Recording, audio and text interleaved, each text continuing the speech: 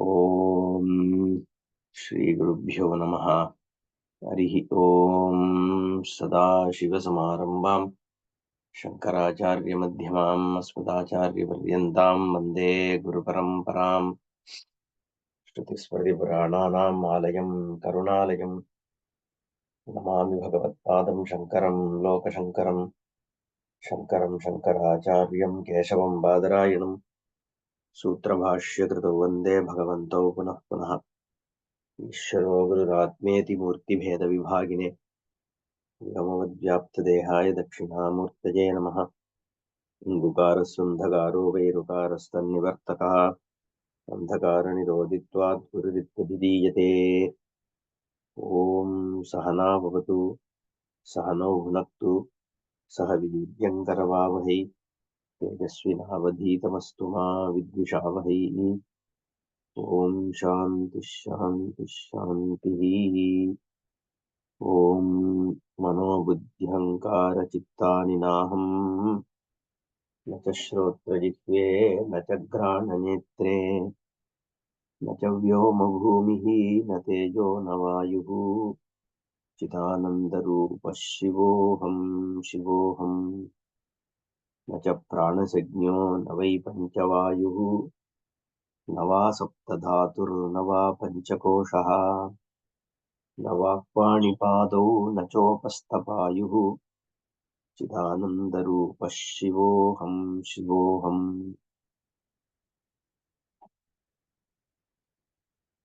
शिवोऽहं शिवोऽहम्। I am all the Mangala, the blessing. I am in the form of Shivaha. The Shivaha here means Shushredam, Shivam, Bhadram, Kalyanam, Mangalam, Shubham. All the auspiciousness, that which is the most auspicious, is Shivaha. And not only I am Shivaha, I am Chidananda Rupa Shivaha. What is auspicious is in the nature of Chit Ananda.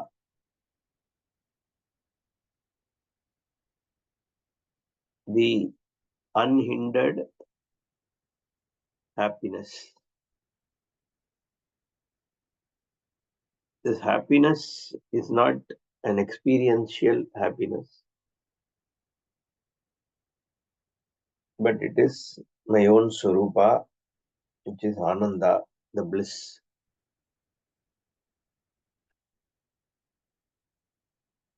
And I am Chit, I am the awareness itself, and I am not an object of awareness.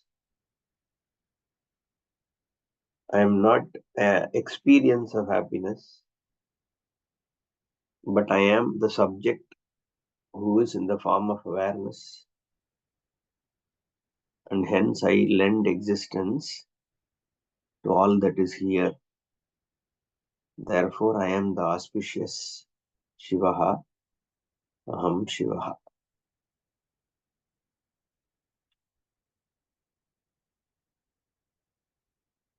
The verses are for contemplation and also an enquiry in a sense of who I am. But the verses themselves are not actually driving a certain enquiry here. It is just stating. It is just stating that I am Shivaha. I am not this, I am not that. Now, to understand why I am not this or that is where we need to look at Shastra only. And then only when I say Shastra, it is the Vedanta Shastra. Only then I can understand this, why I am not this, I am not that.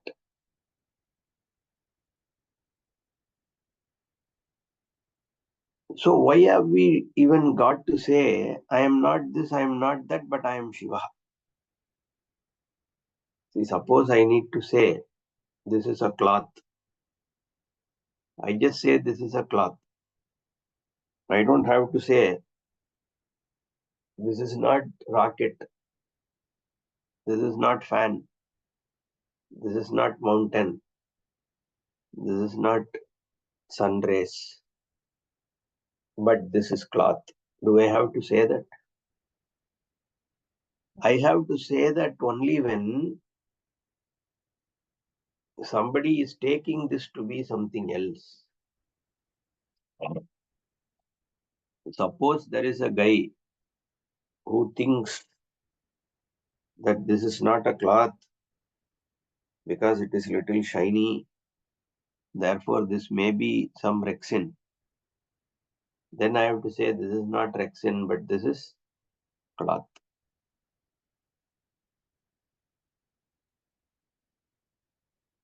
So here also,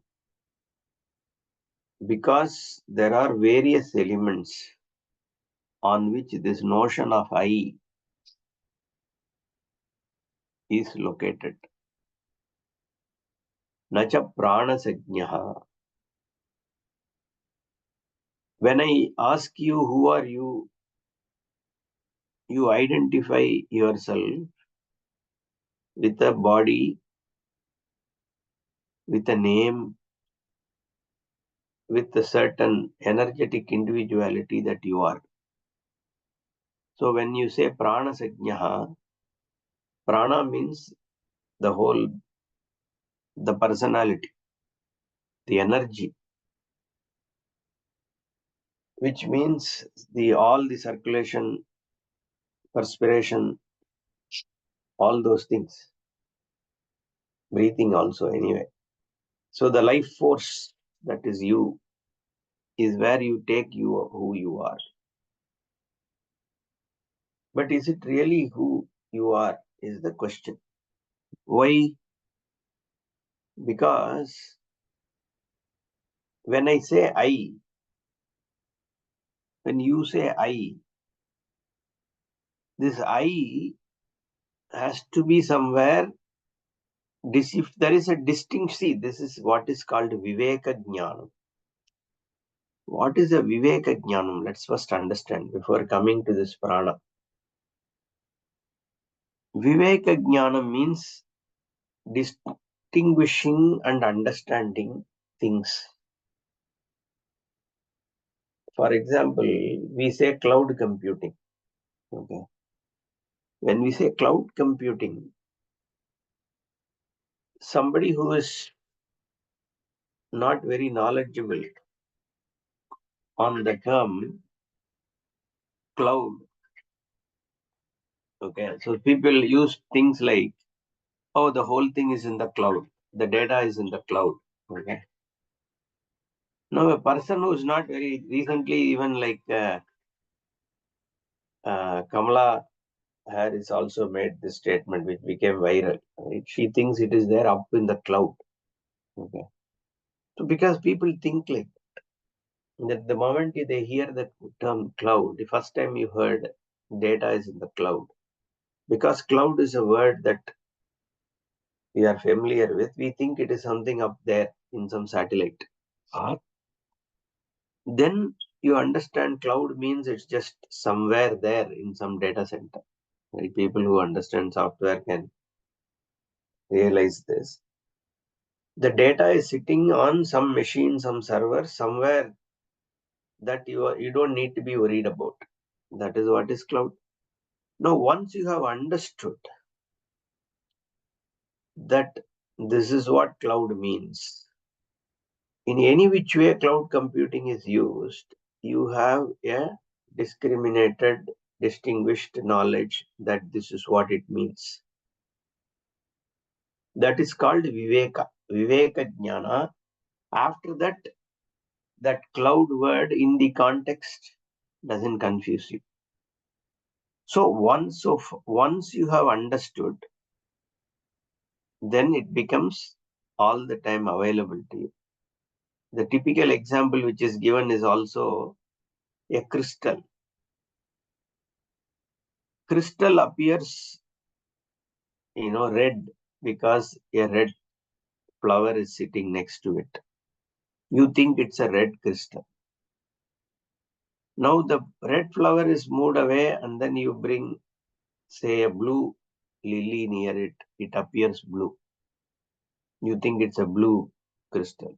And then, or suppose green. So you think it's a sapphire or emerald or ruby or whatever. Now when it is all taken away, then you realize, no, there is no color to the crystal.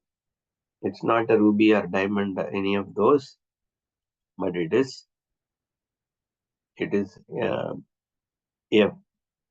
a crystal which is a transparent one, right? Now that is Viveka Jnana, because next time you see that same crystal in any other color, you know that the color is not belonging to that crystal.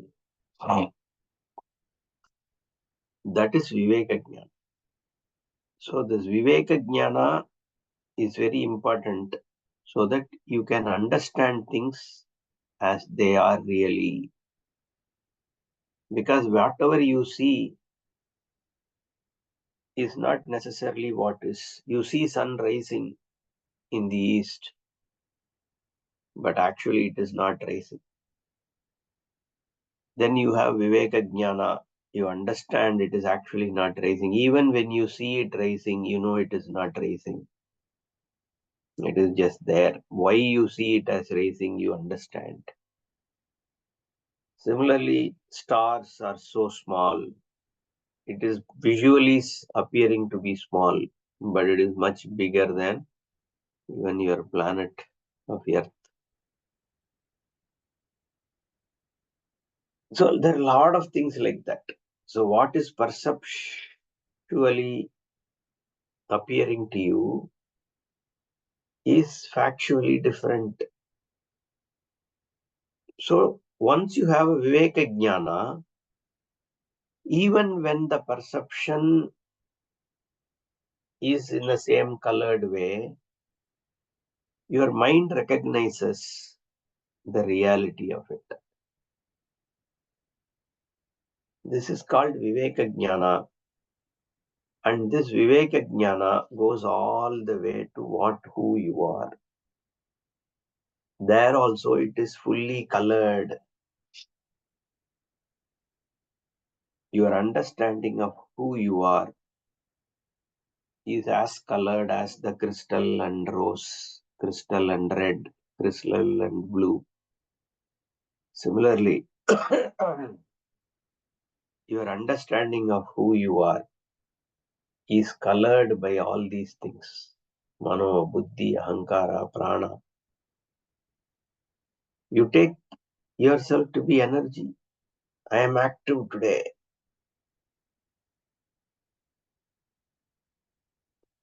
I am feeling dull today. I am, is placed on what? On this prana. But is this prana I or is this prana my? Is it my prana or I prana? That is the question.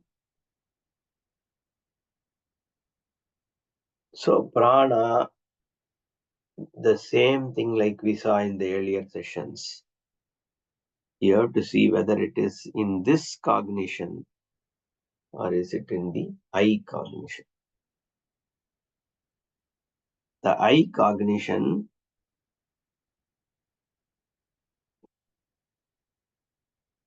cannot be colored in this cognition. They are two distinct things. That which is objectifying is the I cognition, and what is objectified is part of the this cognition. You know things through this because they become evident to you. Things have to become evident to you for them to be said as is, exists. For me to say this cloth exists,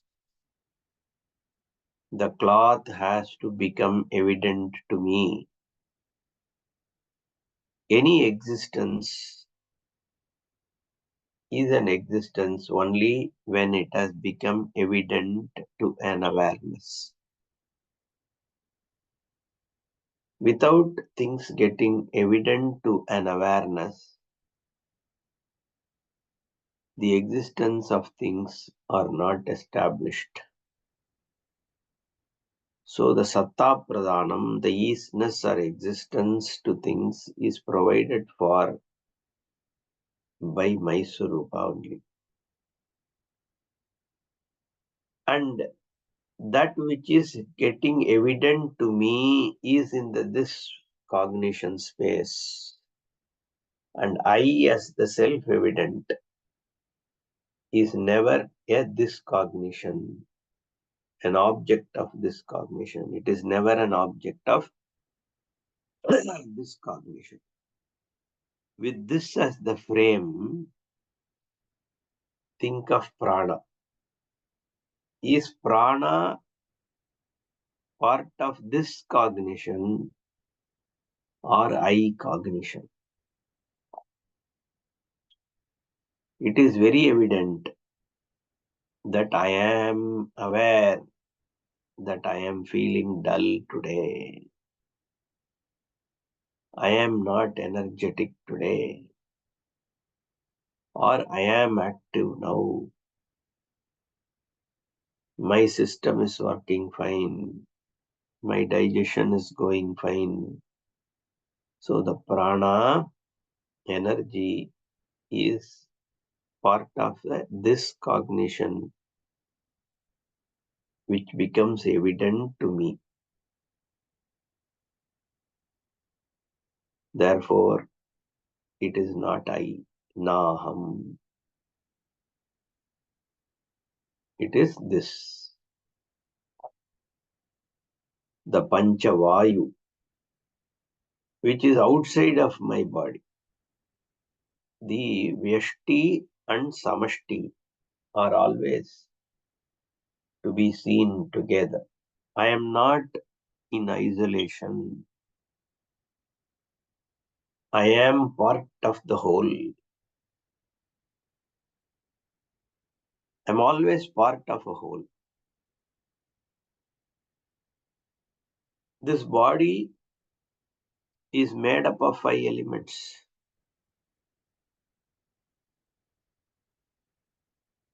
The idli which was there on the plates outside me,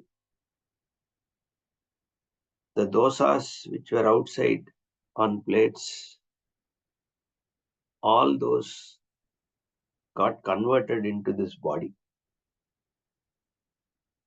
Because when I was born, I was a tiny creature. Now I weigh over 80 kilos, 90 kilos, whatever. And this delta is all what? The food that was eaten. So the physical, the solid portions of this body is from where? The same 5 elements. Solid, liquids, whatever. The water I drank, the food I've eaten, that is what this body is. So it's part of the samashti. The solids are part of solids, samashti. The liquid in this body is part of liquid samashti. And the prana energy is provided for by what? By the same food I eat, from the latent heat in the environment, atmosphere, the sunlight, which gives me the vitamins, the food I eat, all these only give me that energy. The vayu, which is there in the environment, is what comes in, goes out, makes my blood move around. So this prana and panchavayu or in a continuum. So I am not in isolation. The Veshti and Samashti are together. I take the world as separate from me, but every part of me is just in the continuum of this world, Jagat. Just I have this notion that this is me and this is not me. Avichara Siddham. By birth, I have used to this. I have a certain distinct relationship with this body because this only comes along with me. The other bodies don't, nor is the table and chair coming with me all the time. So there is something unique. We don't deny that. But it is all in one continuum. But it is not me. It is this. So nacha prana sajnyaha navai panchavayuhu nava saptadhatuhu. Whatever, not just only prana, but even the physical aspects, the flesh and the bone and the marrow and the blood. All that is also known to me. I objectify them. They become evident to me. So they are not me. Nava Panchakoshaha. We said we will talk about Panchakosha. In the last session, I told that. Koshavad Achadaniyatvat. It covers your understanding of who you are because you take yourself to be that. That is what is called Kosha. The physical body. You think when I say I am so and so, I am identifying with the physical body. My photograph. This is Mr. Subramanian. And that Subramanian identifies with that face and the hand and the legs and the fingerprint. Biometric. That is one kosha. Because you identify. But if that is you, that picture would have looked very different 10 years back, more different 50 years back. Even when it looked different, you were still the same inside, isn't it? In fact, you become so unrecognizable after 70 years. Soyam Devadatta. That Devadatta is this Devadatta. But then the body has changed tremendously. So that identity that I am this body is also not a viveka. It's a colored understanding. That is called Annamaya Kosha. The body, the covering of your understanding is that I am this Annamaya Sharira. The body made up of food that I have eaten is me. That is Annamaya Kosha. That Annamaya Kosha is Annamaya Sharira Ahamasmi. I am this food body. Then I take Pranamaya. I am the energy. I am what indwells this body as the life force. But then that life force also is in Idam, this cognition. So it can't be I. And very interestingly, that energy, Pranamaya, pervades this Annamaya head to the toe. So Taittiriya Upanishad says, Tena Yeshaha Purnaha. The Annamaya Sharira, the food modified body, the physical body is fully pervaded by energy. That's why when something hurts your toe, you immediately know it, because the energy is rushing there. It's all connected, one continuous. The whole body is pervaded by your energy. That is another place where we commit an error, that I am this energy. Then you have this mind. If I am not this physical body, then maybe I am this energy. Oh, so the energy is also not me because it is in this cognition. So maybe then I am what? The mind, which is thinking that I am this body, I am this energy. Maybe that mind is me because that is the one even thinking about these things. So it is also called a kosha because you take yourselves to be that mind. Now, is that mind in I cognition or is it in this cognition? Is it known through this cognition? Is it becoming evident to you or is mind self-evident? No, mind is evident to you because you know that I am having this thought. This is what I am thinking is known to you. Therefore, it is also not I. And like the energy pervades this physical body,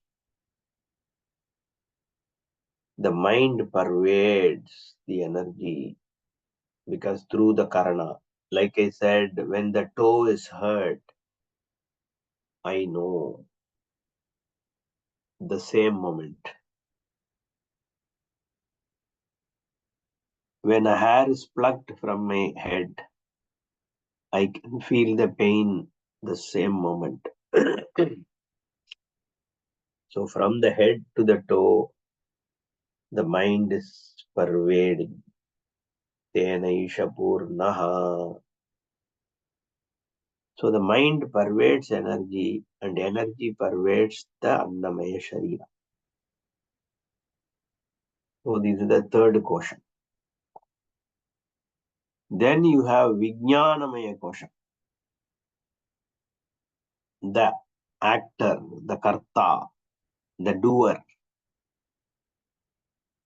So you think you are the doer. If I am not the mind, then maybe I am the doer. I am the one who goes and does action, the one who thinks, who wants to do the action, who is like the guy, the ego, which is the doer. Maybe that's what I am if I am not the mind. That is the fourth kosha, Vijnanamaya kosha. But the doership also comes and goes. It is not always there. And it is known to you. So it is in this cognition, not I cognition. And that doer also pervades the mind. Therefore, it pervades the energy. And therefore, it pervades the physical body, is what the Upanishads say. Tenaisha purna. Then finally comes what is called Anandamaya kosha, the enjoyer, the bhokta, the one for whom everything is done is for the enjoyer. I act so that I can enjoy. I go and work so that I can enjoy the benefit of it. So maybe that's what I am. The enjoyer for whose sake all this is there. That is the Bhokta. That's called Anandamaya Kosha. That Bhokta is what is probably I am. But the Bhokta, enjoyer also is evident to me. I am happy now, I am unhappy now. It is evident to me. I know I am happy, I know I am unhappy. So that also goes into what? Naham. And again the Shastra says that Kosha, the enjoyer, pervades the doer, because the enjoyership is what drives the doer. Just the moment if you know that this thing is not going to give me enjoyment, the doer will stop. Only driven by the enjoyership, the doership is impelled. Therefore, enjoyership pervades the doership, and doership pervades the mind. Mind pervades the energy or organs. Energy includes all organs, okay, not just prana alone. The senses, karmendriya, jnanendriya, all that. And that pervades the physical.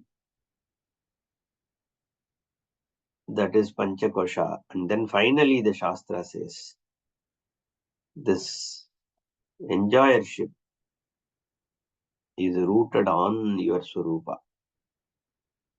Your Swarupa is what? Nature, your identity. Or I don't think I should use identity, your Swarupa. Whatever is you. And that you pervades the doership because it pervades the enjoyership. Enjoyership is pervaded by your Swarupa. Therefore, it pervades the doership. Therefore, it pervades the mind. Therefore, it pervades the senses, the energy. Therefore, it pervades the physical. So, all that is here is pervaded by your Swarupa. This is the Panchakosha Prakriya used by Taittiriya Upanishad to show that Sarvam Brahmaiva. Now, the question will be, it pervades my 5 koshas. But that doesn't mean it is all pervasive, we can say. But like I said some time back, nothing is in isolation. Everything is a continuum. And when I say I pervade the physical, it is not just this body. Because Surupataha, the I and not I, in terms of the physical, is only notional. It is all in one continuum. The Vyashti is part of Samashti. And when I recognize Samashti, I recognize Vyashti with it. And when I recognize Vyashti, it is done in context of Samashti. Vyashti and Samashti are both recognized at the same time. And all that is there is only the recognition, the awareness, consciousness by which all that is being recognized. One is Satyam, the other is Mithya. Because the second one is dependent on the first. The first one is independent. It is self-evident. I am self-evident. Everything else becomes evident to me. And what becomes evident to me doesn't have any existence of its own other than being lighted up by my Swarupa. Na vak, na pani, na padaha. No, other than this prana, There are other sensory things which are also there, like speech, hands, legs, digestion, excretion, upastha, vayu, all there in this body. It's all part of this cognition. And I am not that. They are me. They are me, but I am not those. Because they depend on me for their existence. But I am not that. A clay is not pot, but pot is very much clay. Because pot has a different reality, which is a dependent reality. It is an empirical reality. Whereas clay is paramarthika satyam. It is from with reference to a pot. In the recognition of clay, there is no pot. In the recognition of Satchidananda, there is no Vak, Mani, Pada, Pranasa, all that. But you cannot look at prana without Satchidananda pervading it all the time. Therefore, the prana is not cognizable without prana having Satchidananda in it. Simple. In fact, other than Satchidananda, there is no prana. It's like other than clay, there is no pot. Vak, Mani, Padauja, Upastha, Payuj, Naham, Chidananda Rupa Shivaha, Shivaha, Chidananda Rupa Shivoham, Shivoham. I am in the form of Chitananda. This Rupaha itself is a very, just a phrase. Rupaha. Rupa means form, but there is no form. Chidananda is not a form. Every Rupa is Chidananda. But just to say Chidananda Rupaha we use. Chidananda. In fact, no word can be used, honestly. But only to teach we are used. But even we analyze the words like Rupaha to make sure we don't commit an error because the Rupaha is there, then it is in the form of Chittanananda, like God is in the form of Vishnu. We shouldn't think like that. That which is beyond all the Nama Rupa is what is Brahman. So this Chidananda Rupaha is it's just an expression. Then next, Name Dvesha Ragau, Name Lobha Mohau, Mado Naiva, Me Naiva Matsarya Bhavaha. This me is actually Mama. I don't, my, so this Mama means mine. I don't have anything called Dvesha, no Raga. Neither do I like something, nor do I hate. First of, because what? I am not emotion. I don't have any emotion either. I just light up everything. What is this emotion? Emotion is also in what? This cognition. It is part of my mind. Emotions come because of what? Identifying with this body. Identifying with this mind. I take this to be my body and something else to be some other body. And that body does something to this body or to this mind. It's all centered around that. Dvesha is usually for other people, sometimes for other creatures, or even imaginary things, right? But that is all with reference to what I perceive to happen to this body, or where I have centered my eye. I identify myself with this body, or I identify myself with a culture. I identify myself with a group. I identify myself with a category of people. I am an Indian. I am a Hindu. I am a Muslim. I am a Kshatriya. I am a technocrat. I am a doctor. So when something happens to a doctor community, I'm hurt. It all depends on where I identify myself with. It could be even about humanity. Let's say there is Star Wars. Then I position myself as a human race or belonging to the earth. When there is a cricket match, I am Chennai Super Kings. It's all identity. And that identity leads to Dvesha Raga, depending on what I want for that identity. That identity needs to gain something, lose something. So it's all about where you identify yourself. Even when you are doing a charitable activity, it's also due to your identity. I'm not saying we shouldn't do charitable activity. I'm saying just recognize that even when you empathize, the empathy, if it is unhindered, then it is okay.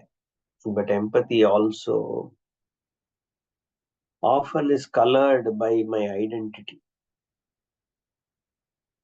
It's an identity crisis. Where do I keep it? To human? Suppose an animal is killed and I eat it. Should I empathize? It again depends on where I am keeping my identity. If I identify only with human, then I don't seem to mind a chicken being killed. But if I identify myself with all life forms, then it is different. Then I am worried when a chicken is killed. Right? Even plants being killed for eating. People, not all of the humans are in a position to accept it. So it's all about identity. The dvesha and raga, all of that is with identity. And that identity is not you. It is a notion. When the body itself, we are saying, is not you, what to talk of the other identities? I am a father, I am a mother, I am a Hindu, I am this, I am that, I am Indian, I am a software guy. It's all about identities, which only creates problems. And all the time we are stuck in this before one day the life goes. We are stuck in these identities, not having viveka of who am I, what am I doing here?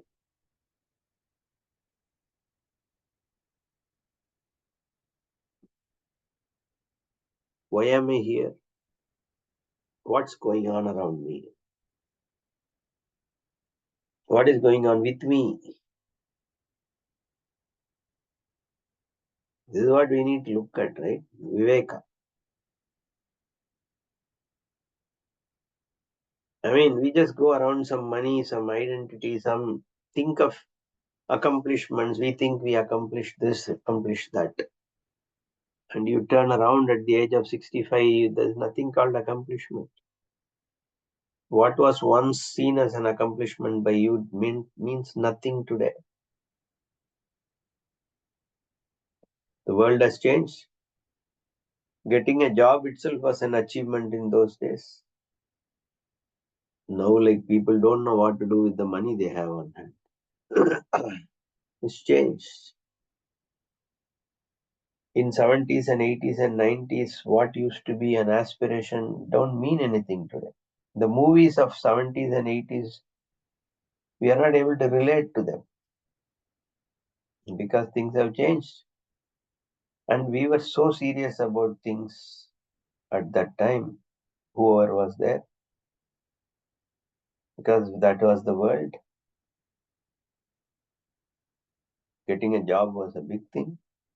Traveling overseas was a big thing for a few people. And that's all changed today. Everything has changed. Structures have changed, systems have changed, cultures have changed. Yet we so passionately identify with them. We used to passionately identify with them. The geographical boundaries have changed for countries. The national identities have changed. Everything changes. But then, caught in that whole quagmire, we just go on with that. Today we think we are achieving something by acting on some jobs and this and that, money, we set ourselves some targets. And after we achieve it, after 10 years, you just will turn around and see, why did we do all this? Because things would have changed, goalposts have changed, paradigms have shifted. That's what is the problem. You are like stuck in your identities, and there is raga, dvesha, samsara.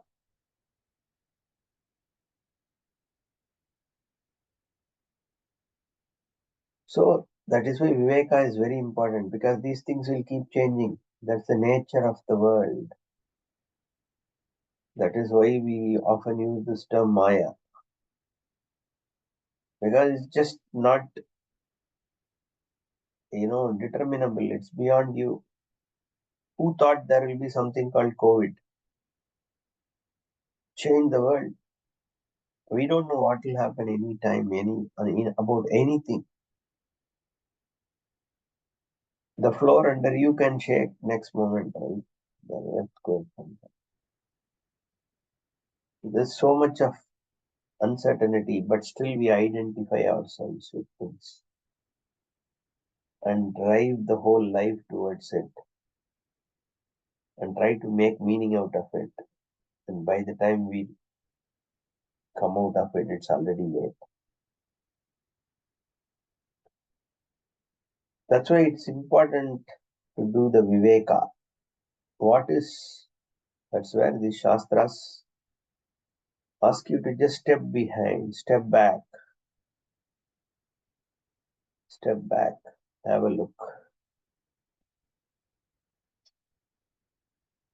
Name dvesha ragau, name lobha moha. There's no lobha, there's no moha. I have the craving, wanting me. I want this, I'm unhappy without this, that.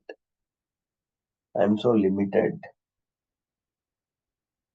I'll be happy once I have a car. But the car comes, I'll be happy if this car has air conditioning, maybe a better model. Maybe I'll be happy if I fit this car with these kind of accessories.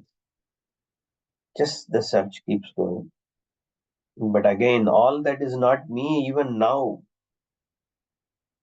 I don't have to get rid of all that. Even having that car, even when the moha is there, I am not the moha. That is the discrimination. We are not asking you to get rid of moha. Yeah, it will go away, fall off. Reduce it so that you can look at yourself. We just say step back. Shastra. When I say we, the Shastra says just give space. Be objective. Look at things objectively.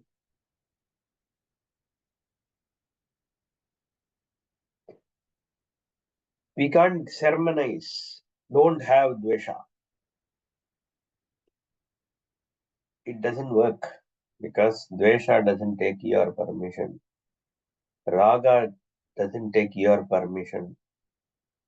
Ragadveshau vyavastitau tayorna vashamagachet tauhi asya paripanthinau. In Bhagavad Gita, Bhagavan says, you don't come under the spell of likes and dislikes. You have no control on likes and dislikes. I like gulab jamun doesn't have my permission. It doesn't take my permission. But for the sake of gulab jamun, do I cut corners? Do I get bound by the likes and dislikes? Do I come under the spell of it? That is where Gita becomes a way how to handle it. But here it is about whether it is me or it is not me. The dvesha, the raga, the lobha, the moha, are they I or not I? That's all.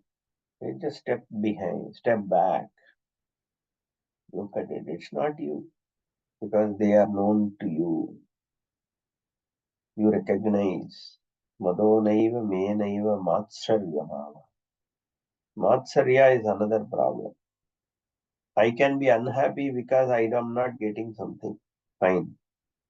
I can be happy because I am getting something. Good. That is also fine. But if I am unhappy because somebody in the next house won a lottery, that is Matsarya. You don't have to have a reason to be unhappy. It is just enough that your friend got something big.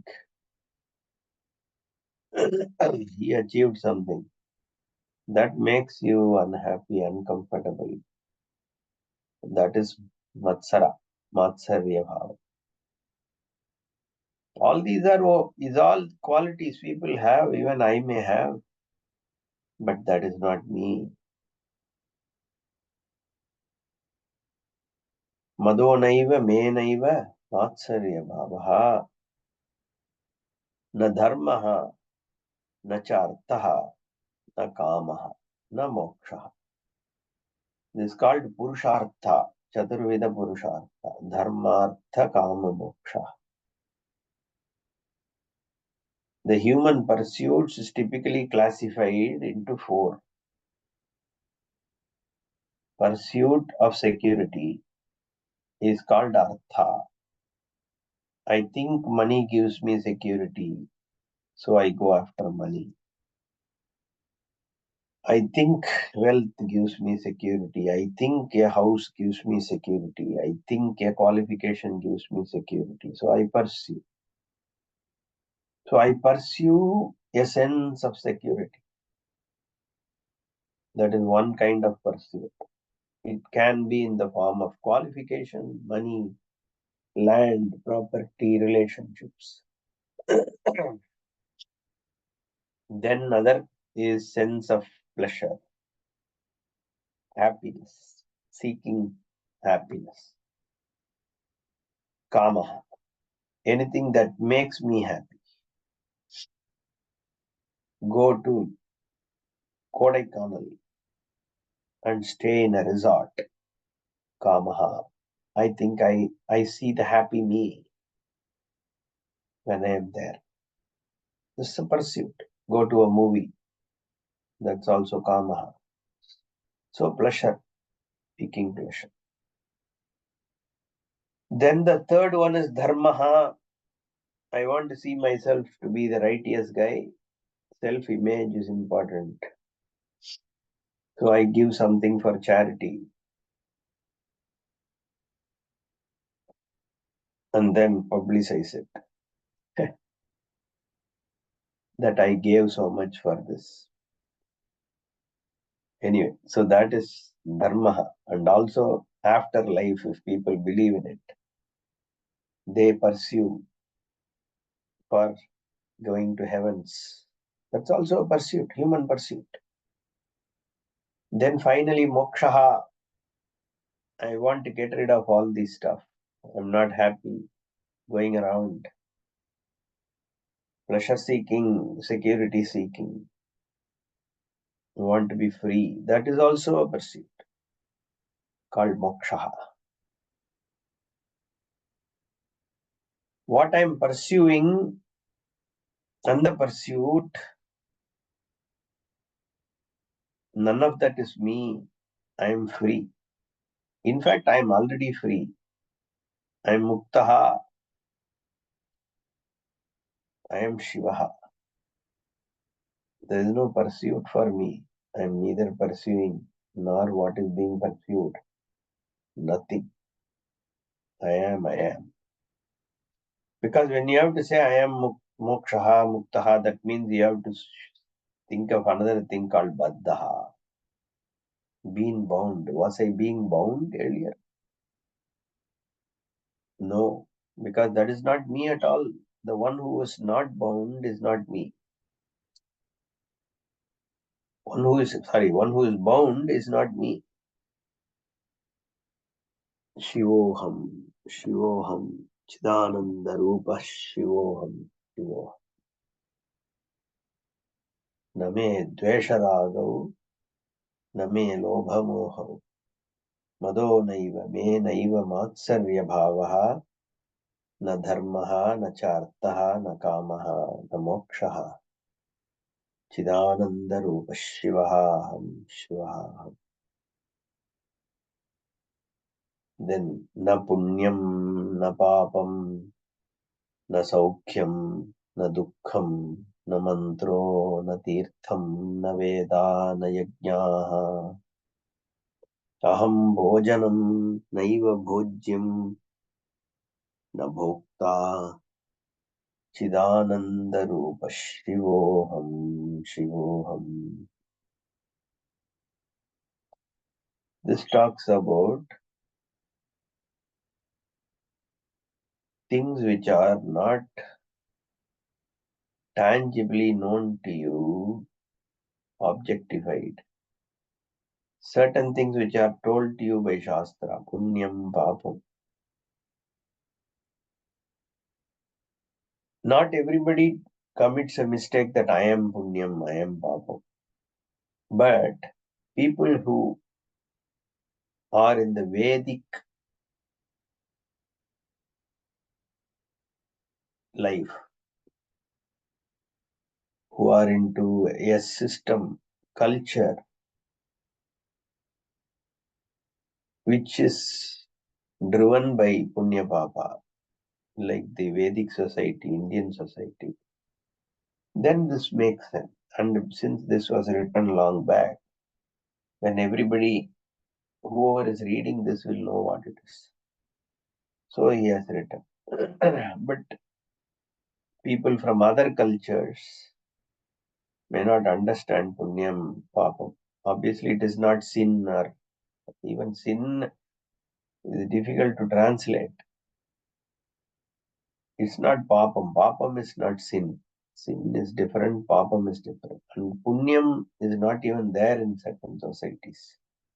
Sin is okay. What is punyam? How do you translate? So this is, again, we need to understand punya papa in the context of when it is spoken. And none of this is me. I am Chidananda Rupa Shivoham Shivoham. So we will see in the next session on these things. Om Purnamadah Purnamidam Purnat Purnamudachyate Purnasya Purnamadaya Purnamevavasishyate. Om Shanti Shanti Shanti. Harihi Om Shri Gurubhyo Namaha. Harihi Om.